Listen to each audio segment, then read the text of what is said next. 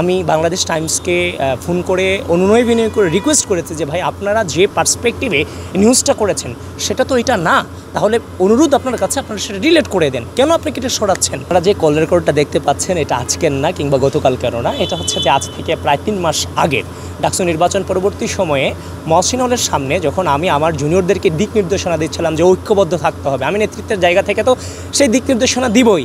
এখানে যারা সাংবাদিক আছেন এর মধ্যে ওইখানেও আপনারা 2 একজন উপস্থিত ছিলেন, তো সেই ঐক্যবদ্ধ শব্দটাকে টার্গেটেড করে আপনার হচ্ছে যে ডাকসু নির্বাচনের পরে বাংলাদেশ টাইমস একটা প্রপাগান্ডামূলক হচ্ছে যে নিউজ করেছে আমার বিশ্ববিদ্যালয়ের সংগঠনকে এবং আমাকে জড়িয়ে, যার ফলশ্রুতিতে আমি বাংলাদেশ টাইমসকে ফোন করে অনুনয় বিনয় করে রিকোয়েস্ট করেছি যে ভাই আপনারা যে পার্সপেক্টিভে নিউজটা করেছেন সেটা তো এটা না, তাহলে অনুরোধ আপনার কাছে আপনারা সেটা ডিলিট করে দেন, কেন আপনি এটা সরাচ্ছেন? ওই যে অনুনয় বিনয় করেছে আমি তখন ওদের সাথে দুর্ব্যবহার করতে পারতাম, কারণ যেহেতু এটা মিথ্যা তখন আমি জিডি করতে পারতাম। আমি কিন্তু আলটিমেটলি হচ্ছে যে কোনো শক্ত ব্যবহার কিংবা খারাপ ব্যবহারে আমি না গিয়ে চেষ্টা করেছি।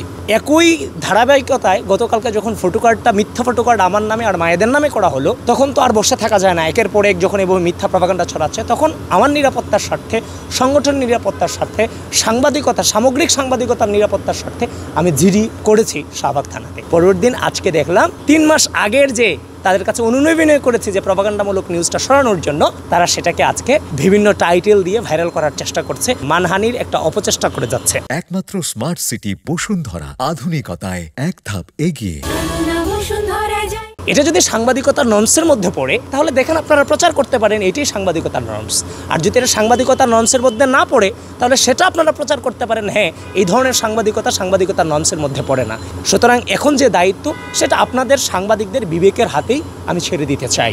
যদি আমি কোনো ভুল পদক্ষেপ নিয়ে থাকি, কারো কণ্ঠরোধ করার মতো কোনো পদক্ষেপ নিয়ে থাকি, অবশ্যই গতকালকে থেকে আজ পর্যন্ত এত ঘন্টার মধ্যে বাংলাদেশের সাংবাদিকরা হচ্ছে যে কোনো প্রতিবাদ না জানিয়ে বসে থাকতো না। এটা সাংবাদিকতার স্বার্থে, বাকস্বাধীনতার স্বার্থে এবং আমাদের নিরাপত্তার স্বার্থে, সামগ্রিক নিরাপত্তার স্বার্থে এই জিডিটা অত্যন্ত জরুরি ছিল।